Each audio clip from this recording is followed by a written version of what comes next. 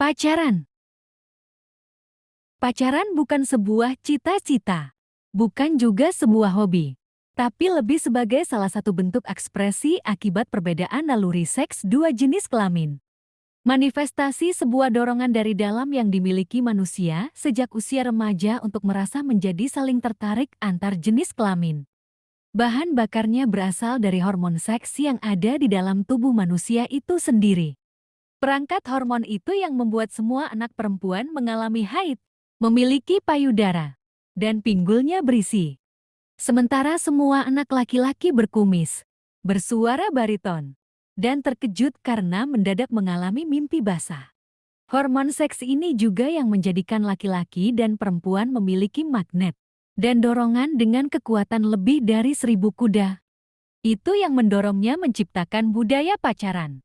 Kursi berukuran lebar tetap tidak mampu memaksa laki-laki dan perempuan yang sedang pacaran untuk tidak duduk sangat berdekatan.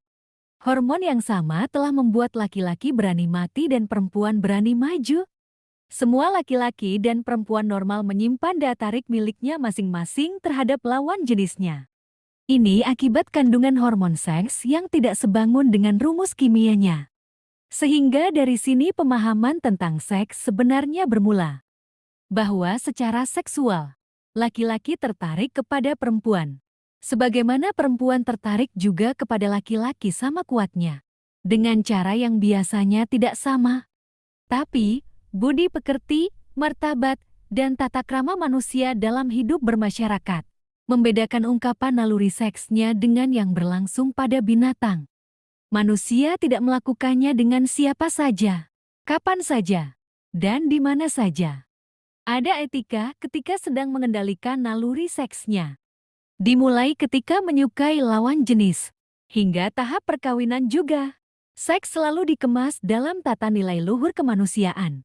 Faktanya, bahwa kaum remaja maupun kaum dewasa yang sudah menikah, sama-sama bernaluri seks dan mempunyai gairah seks juga. Sebagai manusia yang bermartabat, dorongan seks harus tetap dikemas dalam paket nilai-nilai luhur yang diembannya. Seksualitas adalah setiap bentuk ekspresi naluri seks. Akibat adanya perbedaan jenis kelamin yang tidak terbatas semata hanya untuk perbuatan hubungan kelamin saja. Seksualitas bagi remaja bukan berarti praktek dan teknik seks, sebagaimana yang menjadi kebutuhan orang dewasa yang sudah menikah. Perbedaan pengertian ini yang membuat sementara pihak sangsi. Apakah dengan diberikannya pendidikan seks, bukan malah membuat remaja melakukan praktek seks, sebagaimana yang sudah dilakukan oleh ayah dan ibunya. Semua remaja normal sudah memiliki kemampuan seks yang sama dengan yang dimiliki oleh ayah dan ibunya. Perbedaannya, ayah dan ibunya sudah boleh mengekspresikan kemampuannya, sementara anak remaja belum. Selama masa menunggu dari kondisi sudah bisa tapi masih belum bolah, sampai saat sudah bisa dan bolah, saat sudah menikah. Rata-rata para remaja masih bingung dengan seks biologinya yang sudah matang itu. Padahal masa menunggu itu berlangsung selama puluhan tahun. Selain itu, dorongan seks remaja sering lebih hebat dari yang dimiliki oleh ayah dan ibunya. Di sini pentingnya pendidikan seks, termasuk jurus bagaimana agar pacaran bisa selamat, tidak sampai patah tulang. Berpacaran tidak harus berarti seks. Pacaran yang sehat justru melupakan unsur seks. Seks menjadi muncul hanya sebagai akibat sudah matangnya berpacaran, dan bukan merupakan suatu tujuan. Pacaran yang memusatkan pada seks pasti tidak akan tahan lama. Lalu, apa sebenarnya pacaran itu? Dalam berpacaran, batas-batasan seksualitas yang diperkenankan memang masih belum tegas seperti apa yang ada di undang-undang.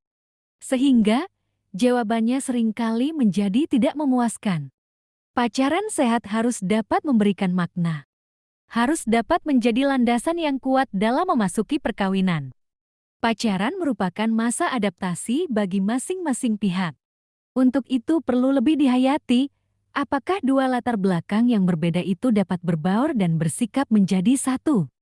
Bagaimana pacaran dapat membangun konsep kamu dan aku menjadi satu. Pacaran yang terlanjur memusatkan pada seks hanya akan mengganggu proses adaptasi. Dalam segi seks, semua terlihat baik-baik saja. Tapi, kehidupan di dalam perkawinan justru banyak melahirkan yang tidak manis juga. Dan tentu bukan hanya urusan seks saja. Sebenarnya pacaran adalah urusan pribadi masing-masing. Keputusan yang sangat pribadi. Harus ada moral dan etika yang terkandung di sana.